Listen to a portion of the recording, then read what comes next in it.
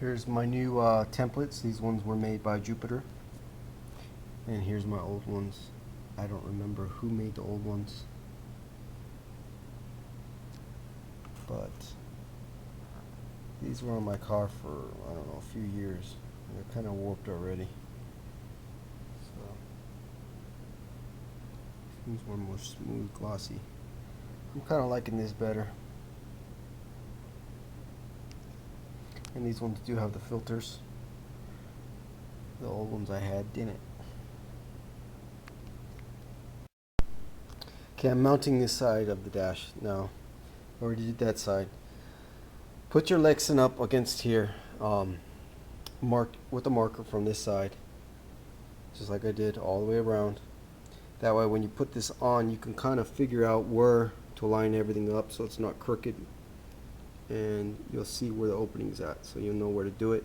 Once you get it where you want it, you can drill your holes through the lexan into the wood blocks and cut off the excess. And then all you have to do is put it up on there and mount it. Okay, my RPM sticker, I lost it, fell off. So instead of trying to make one a stick-on one, I just used some dry transfers. I picked these up, I think, from Hobby Lobby, and they actually got the right size in there. It looks pretty close to the shows. And the size was 3/16, I believe, right there.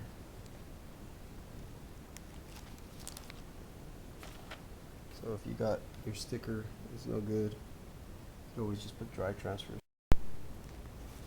Alright, mounted this side, and you can see all I have is one little L bracket. Well, it's kind of a long L bracket right there, and one right there.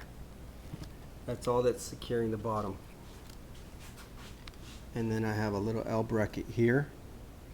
It's tied into the lexan on top, and I got one right here that's tied in right here. So that's what's keeping it in. It's real simple, real sleek.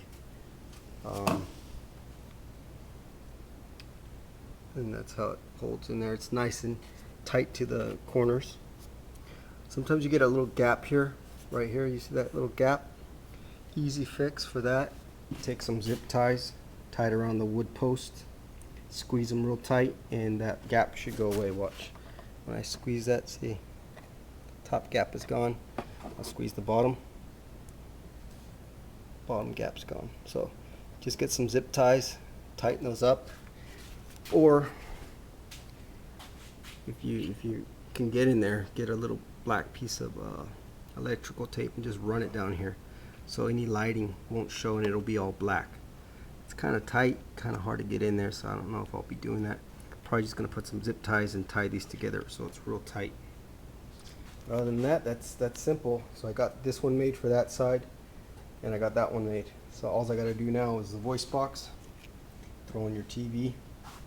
The way I had the TV in here before was I pre-cut it, and it was a perfect fit, so it just slid in there. I didn't need any screws, and it slid in from the front. My TV had a bezel on it, and it kind of held it in place. This dash is going in my convertible, and I'm probably going to modify it. It's going to be a one-off dash. I'm not going to be molding it. Probably going to put some glass up here, just like I did the other one, and adding a little belly to it. And yeah, it's for my personal car, so just going to be a one-off thing. And yeah, that's pretty much it. I mean, it's a real easy setup. Just got to wire all the wires and get rid of the mess of the wires inside the car, and I'm done. Another thing I'm going to be doing right before I'm mounting this is I'm going to trim this. It's about 1 inch sticking up.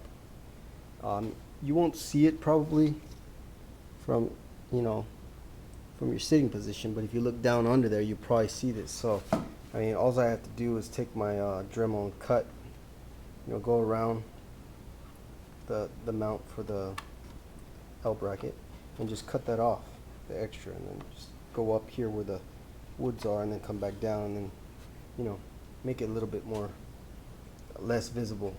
Cut these a little bit shorter. I left them a little long on purpose. And yeah, it won't be too bad. You could also, if you wanted to, put a piece of plexi, or not plexi, but glass over this whole area. So make a lip for it, like a little underbelly if you wanted to. I mean, the sky's the limit what you can do with these cars. One more thing before I go.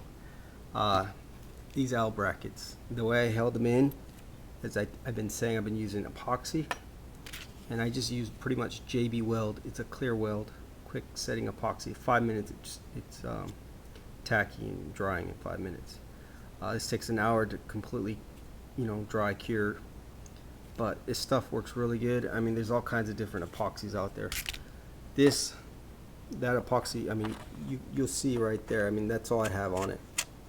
Reason why I didn't use glass is glass tends to pull away from the metal over time. See, I put this one on years ago and it's starting to get a little loose. Well, not really, but that's because I sandwiched it in there really good. But yeah, it's messier when you use fiberglass. It's a little bit not as clean looking as just putting down some epoxy. I could take this out and just paint over it, you wouldn't even notice. But yeah, that's all I used.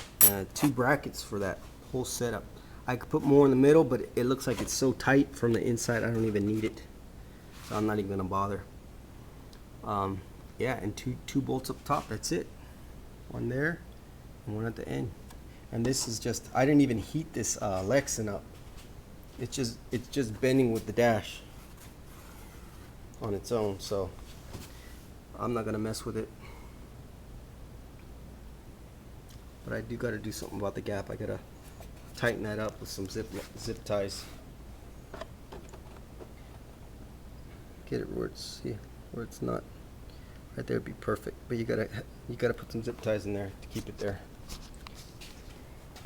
And again, I'm gonna put the zip ties right in between that wood and then just tighten them real tight, and it'll squish them together. Do the same up top too. And that's pretty much it. I mean, it took me a couple days to do this, but it sure beats making a big mess with wood blocks and L brackets that are 6 inches long, 7, 8 inches long, that run across. I didn't like that idea at all. And if you can see, when everything's disconnected, all you have is 2 little L brackets and 2 on top, and that's it. And you could add 3 or 4. You can add as many as you want, but I mean, the point is it's a lot cleaner look.